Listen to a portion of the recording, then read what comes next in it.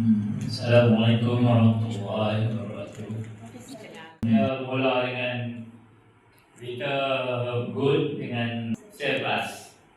Share plus namanya. Bagi saya ni boleh kata seorang yang banyak penyakit. Sejak saya pencet ni, dia main banyak penyakit. Ada darah tinggi, ada kencing manis sikit, tapi tingkat awal lah. Pelengkap dengan penyakit tu lah. Yang kata kencing manis, darah tinggi tu. Bergaul. Saya gunakan Share Plus. Ini cukup bagus bagi saya lah. Karena mula tu saya ambil Share Plus saja. Saya gaul dan yang kata dah 4 tahun.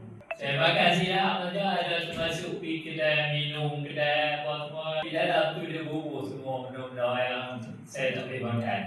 Macam sotong, udang, apa semua tu lah. Itu makanan tu.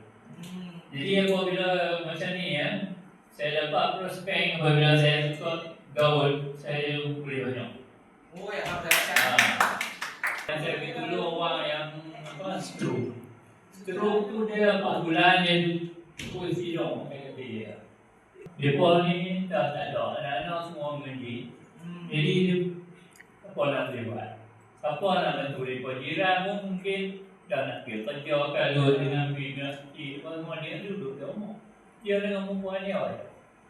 Jadi apabila macam tu, dia ambil 3 kat saya. Jadi kita ikut Share Plus dengan Glaswing. Masuk malam kelima aja. Dia boleh bangun. Perempuan dia boleh. Kalau perempuan dia kata mati, berapa orang? Dia kata, aku boleh jalan. Saya kata aku boleh jalan. Dengan izin Allah.